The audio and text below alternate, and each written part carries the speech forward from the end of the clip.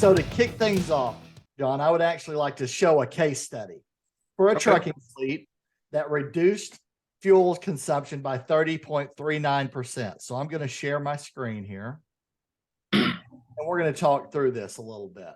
So there was a baseline fuel economy level across 11 different engines, and then a new fuel economy level when using the CyberFuels solution. Can you tell us about this study? Yeah, Andy, we used a trucking firm in the Southeast United States to run a base test or a baseline test for us and measure the miles that they're now using on 11 different vehicles with different ages and different makes and models of those vehicles, so that we could get a really well-rounded view of where they stand in today's current structure without using the CyberFuels dynamo additive. So they did the baseline study for us, and then we got all those odometer readings and fuel costs and so forth. And after several weeks, we then added our all-in-one dynamo fuel additive to them, and we measured how the miles increased and repairs were reduced. And at the end, I think I'm going to let you show that one number there on the lower right-hand side, the 30.39% increase in fuel miles per gallon, which was outstanding. And we've seen anywhere from, say, 8 to over that 30% range in our other tests that we've done. This one was just a real fun one because of the different engine varieties and the very extensive help that the operational manager did to allow us to do this kind of test for them. So we were real excited about the results, and I guarantee you he was too. Absolutely. 30.39% fuel economy improvement is a game changer. No doubt about it. You know, according to Truckers Report, 39% of the cost of operating a big rig truck is fuel. So almost 40%, 39%. So this makes a huge impact for sure. So I wanted to ask you kind of about your background and what inspired you to go into this field. Andy, after I graduated University of Richmond School of Business, I actually moved down to the Caribbean, and I worked at a refinery down there. I thought back in the day, I'm not going to age myself here a little bit, but back in the day, the fuel and the energy was at a crunch at that time, and it seemed like a really a nice place to go. If I was going to be somewhere at a refinery, the Caribbean seemed like a good place to go. So I started learning all about the refining business of fuels, gasoline, diesel, jet fuel, and so forth, marine fuel. And after I got back to the mainland of the United States after years, I stayed in, very interested in that environment. I graduated with a finance and marketing degree, so I've always been in the banking world and business development. And about 10 or 11 years ago, I was asked by a friend of mine here in Florida to help him. He was contracted to do a study for the government here and the governor in Florida, and it was to find alternative ways to get gasoline, diesel, and jet fuel into the state. Most people think Florida is a peninsula. It is, but from a fuel supply standpoint, almost every drop of fuel comes to us via marine transit, so tankers or barges.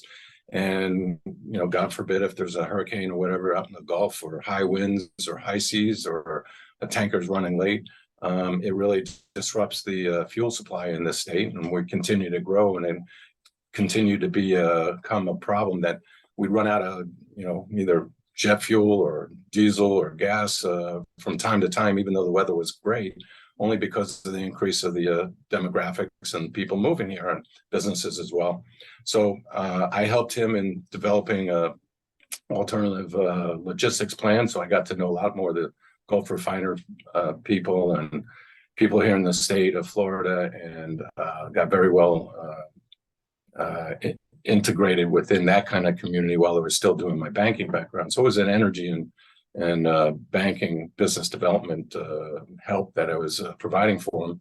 And by happenstance, I met the CEO of CyberFuels, Ron Mills, and he was asking me about my background. I was talking to him about what he's doing, and our paths were really meant to be together. He's a fabulous entrepreneur, and he was the one that procured the proprietary additives that we have and the formulas and whatnot. And I knew a lot about the logistics and the needs of the state. And once I found out more about other needs of other states, it really didn't take me long to love to come on board at CyberFuels and expand not only for the state of Florida, but also other countries and North America. We're getting inquiries all over. So it was a great segue from where I was to coming here at CyberFuels. Absolutely. And we're really excited to be working with you. We had a press release that came out recently about our partnership, and super excited about what we've seen with the results and working with your executive team. It's been really, really good. So, we've all been hearing about the diesel crisis and tight fuel supplies. In fact, I just recently read a Forbes article showing we are at our lowest October diesel inventory since 1952, when the Energy Information Administration first started reporting that data. So you've been in the fuel industry and fuel sales for many years. What do you think the tight fuel supply means for prices in the months ahead? Well, the tighter the inventory is generally going to mean higher prices, as any economic supply and demand mantra would lead you to believe, right? And yes, and we're obviously hearing and seeing more about it from the green perspective and trying to do these other types of fuels. But for for the foreseeable future, those tighter supplies are definitely going to make it a higher fuel cost parameter, and that's going to generally, for our sources, it looks like certainly through the winter and probably the first or second quarter of next year, those prices are going to continue to stay the same or increase as the supply diminishes, as it's been doing. So it's not like you can turn on a light bulb and ask a refinery to double their capacity in a week or something like that. That takes a lot of money and a lot of time, and it's not going to happen overnight. So anything we can do to help folks save money in this environment, that's our cause, that's our obligation. And it helps us to know that we're doing the environment a great bit of service, and that our fuels decrease the amount of emissions. So we're doing a lot for somebody's wallet and for their machine and their engine, but also for the environment as well. Absolutely. That's another thing that's really exciting. The emissions reduction at combustion, and that affects the repairs and maintenance on these engines as well. So I'm really excited about that aspect of it as well. So what would you say are 2 or 3 of the key challenges facing the supply chain industry right now? I think, as I mentioned just now, you can't just turn a switch and ask somebody to double their, supply or, be able to produce more, on a moment's notice. It's going to take a while. Some of the valves were shut off, and some of the, in some areas, some employment opportunities aren't there anymore, and so forth. So, yeah, it's going to take a determined effort to have, whether it be the current gas, diesel, or jet fuel that we've known for many years in the fossil fuel industry, but also the biodiesels and other synthetic fuels that are going to be necessary for an engine to run. So it takes testing, it takes a lot of money, it takes a lot of environmental approvals.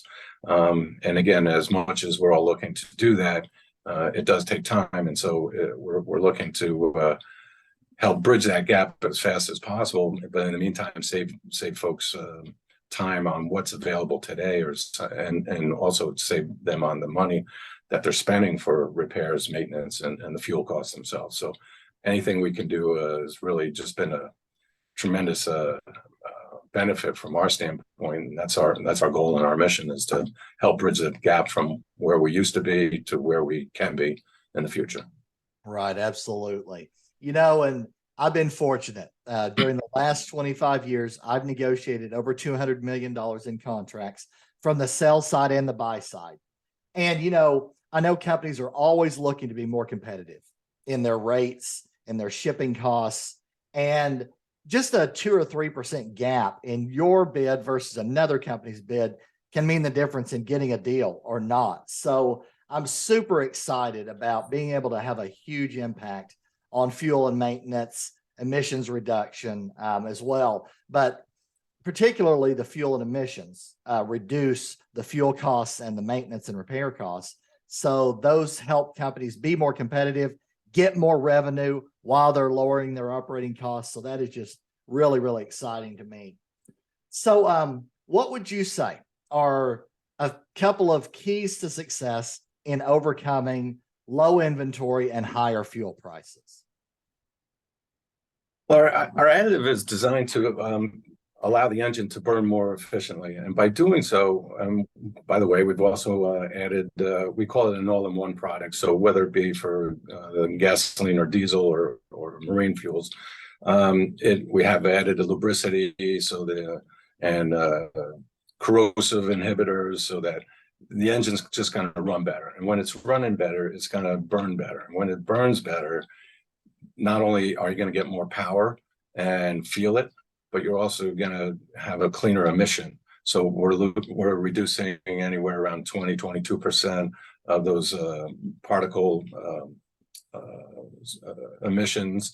So by doing so, again, we're helping the environment, we're helping the engine run better, and we're saving costs on the repairs. So it's really, like I said, it's an all-in-one is the name of our product. So we're really excited about how it does so many things for really almost any type of engine. Absolutely. And I would encourage you guys, click that link below. We have a quick overview, the 6 benefits of running this in your engines, and we'd be happy to show you, explain more detail on that. But certainly burning the fuel more completely, improving your lubricity, the corrosion inhibitor, the cetane booster in the diesel. There's a lot of benefits there. And so we'd be glad to show you guys more details on all of the things that it can do at one time in the all-in-one, product. One of the things, Andy, is be like if you went to a casino or something, and you said, if I spend $10, I'll get $60 back. Would you do it? Absolutely.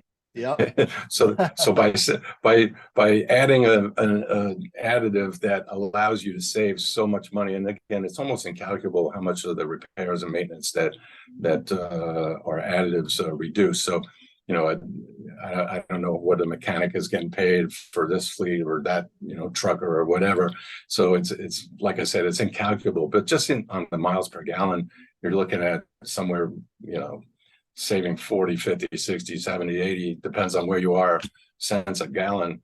That's pretty amazing, isn't it? And it doesn't cost much to do so and then get those extra benefits. So absolutely. And that's net cost savings. Absolutely. After the cost of the product, anywhere from 26 to 95 cents per gallon range in there, right, all the way possibly to $1, depending on where you're operating or more, so it's really incredible opportunity for companies to really have a huge impact on their operating costs. So I asked this last question of all my guests. What would you say as a final word of advice for our friends out there listening or watching today? Andy, I like how you always put it, because I've seen some of your other podcasts, which are always superb. What would you say to our friends out there? Well, one of the things that I loved is a motto that I got from our pastor many years ago, and it was, show me your friends and I'll tell you about your future. So I think it's important to always have a great team around you. And if I look back at my life and my experiences, anytime I had friends that might not have been as concerned about, God or the economy or the environment, and they were really all about themselves. Well, maybe that probably wasn't the best time for me as well. But then when I could, prune out the ones that weren't so helpful to me and found more friends and teammates that, like yourself, by the way, and, to be able to grow with a great group of folks, it raises the bar for everything. And my life has only gotten better by finding more friends that see the future and see the benefits of, being spiritually in tune and, environmentally in tune and family in tune, the better my experiences will always become. So yeah, I just like, show me your friends and I'll tell you about your future. And it's been a pretty solid motto, and it can almost like a Ouija board. Absolutely. No, you're right. Having the right friends and colleagues all kind of pulling together for a greater cause, whatever that might be, certainly I think is so much easier than being surrounded with people that are pulling in their own direction, right? I've been involved in both scenarios, and it just flows a lot more smoothly when you're all pulling together in the right way. When you and I first met, I think one of the first things that caught my ear for our growth and our relationship was that you said, I'm gonna paraphrase because I know you say it better, but as the tide lifts, all the ships lift, and you want to remind me again how you use that phrase? Yeah, a rising tide lifts all boats, right? There you go. Exactly. And that's the same as teammates. Right. Absolutely. Family and friends. Yep. No doubt. No doubt about it. Yeah. A rising tide lifts all boats. I've seen it many times over the years. And we're super excited to be partnering with you guys. I know we can massively help companies, help the environment, and do good things working together and helping other people. And so I've seen your volunteering work and all the things you've been doing, and that sort of cemented it for me. Love it. And so everybody, you're going to want to go check out the CyberFuels company page on LinkedIn. And that's going to do it for today's episode of the Trucking Tower podcast. Thanks for watching or listening, everyone, and we'll see you again soon. Take care. Thanks, Andy. Thanks, John.